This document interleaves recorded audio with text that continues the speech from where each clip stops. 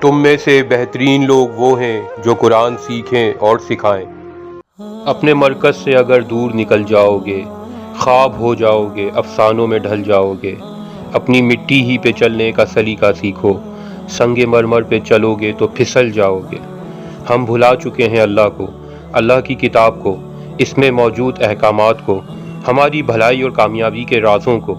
ہماری نئی نسل انگریزوں سے شدید متاثر ہے، انہی کا تعلیمی نظام، انہی کی سوچ معاشرے میں پرورش پا رہی ہے۔ وہ 7 سمندر پار بیٹھے ہوئے ہیں، لیکن ڈیجیٹل ڈیوائسز، انٹرنیٹ اور میڈیا کے ذریعے ہماری نئی نسلوں کو اپنا غلام بنا بیٹھے ہیں۔ دنیا کی چمک دمک میں ہی، روپیہ پیسے میں ہی، دولت و امارت کو ہی ہم نے کامیابی سمجھی ہے۔ اسباب کے حصول میں لگ کر مسبب الاسباب کو بھول گئے ہیں۔ چھوٹے چھوٹے نقصانات پر ایسے دل گرفتہ ہوتے ہیں جیسے زندگی ہی ہار گئے ہیں۔ اینگزائٹی، ڈپریشن ہمارے معاشرے کا بھی لازمی جز بن گئی ہے۔ جب سارا بھروسہ دنیا کے اسباب پر ہی ہوگا تو یقیناً ان اسباب کے نقصان کی وجہ سے اینگزائٹی اور ڈپریشن جیسی بیماری ہی میں مبتلا ہوں گے۔ اگر واقعی اللہ پر بھروسہ ہوتا، اس کی مشیت پر ہی ایمان ہوتا تو یہ ضرور یاد ہوتا۔ اللہ پاک سورہ بقرہ آیت 216 میں فرماتے ہیں، ہو سکتا ہے کہ تم کسی چیز کو ناپسند کرو اور وہ تمہارے لیے بہتر ہو، اور ہو سکتا ہے کہ تم کسی چیز کو پسند کرو اور وہ تمہارے لیے نقصان دہ ہو۔ اللہ جانتا ہے، تم نہیں جانتے۔ چھوٹے چھوٹے نقصانات پر اتنا کیوں دل برداشتہ ہونا کہ زندگی سے ہی مایوس ہو جائیں؟ جب اللہ ساتھ ہے، اس کی دوستی ساتھ ہے، تو کسی دوست کی طرف سے اگر کوئی نقصان مل بھی جائے تو غم کیسا، جب اللہ پاک قرآن پاک میں خود فرماتے ہیں، بِیَدِکَ الْخَیْرُ اِنَّکَ عَلیٰ کُلِّ شَیْءٍ قدیر، اللہ کے ہاتھ میں تو خیر ہی خیر ہے، بے شک اللہ ہر چیز پہ قادر ہے۔ مسلمانوں کے لیے تو ہر صورت میں فائدہ ہی فائدہ ہے۔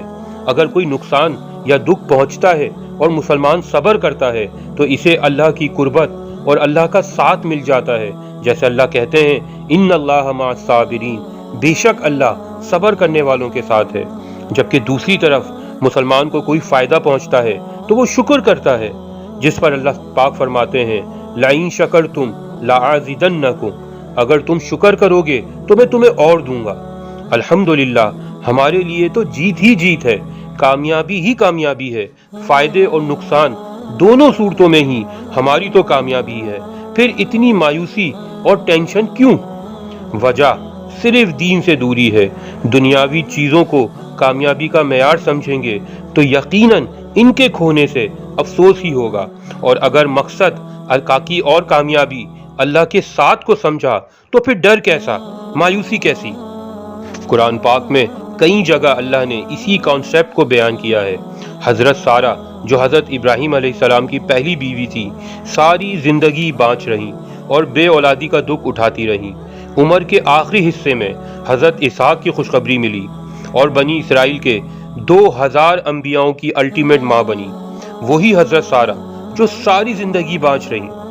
سورہ کہف میں حضرت خضر کشتی میں سوراخ کر دیتے ہیں، ایک بچے کو اپنے ہاتھوں سے قتل کر دیتے ہیں، ایک گاؤں میں پہنچ کر گرتی ہوئی دیوار کی تعمیر کر دیتے ہیں، جبکہ اس گاؤں والے کے لوگوں نے حضرت خضر سے برا سلوک کیا ہوتا ہے۔ حضرت موسیٰ ان سب چیزوں پر اعتراض کرتے ہیں جو بظاہر حضرت خضر نے غلط کی ہوتی ہیں۔ حضرت خضر حضرت موسیٰ کو بتاتے ہیں کہ یہ سب میں نے اللہ کے حکم سے کیا ہے، اور ان سب کاموں میں ان لوگوں کا الٹیمیٹ فائدہ ہی ہے جن کو بظاہر وقتی تکلیف پہنچائی گئی ہے۔ حضرت یوسف علیہ السلام کس طرح ساری زندگی ناکردہ گناہوں کی سزا بھگتتے ہیں، لیکن آخر میں بادشاہوں والی زندگی پاتے ہیں۔ ان کی وجہ سے بنی اسرائیل کئی سال تک مصر میں شاہانہ زندگی گزارتے ہیں۔ یہ سب مثالیں اور ان جیسی کئی مثالیں ہمیں باور کراتی ہیں کہ اللہ کی مشیت پر راضی رہیں، آخر میں جیت اللہ والوں کی ہی ہوتی ہے۔ اللہ کی مان کر چلنے والوں کی کوئی سیڈ اینڈنگ نہیں ہوتی۔ کاش ہم سب اللہ پر بھروسہ کرنے والے بن جائیں۔ میرے واسطے دعا کیجیے گا۔ شکریہ۔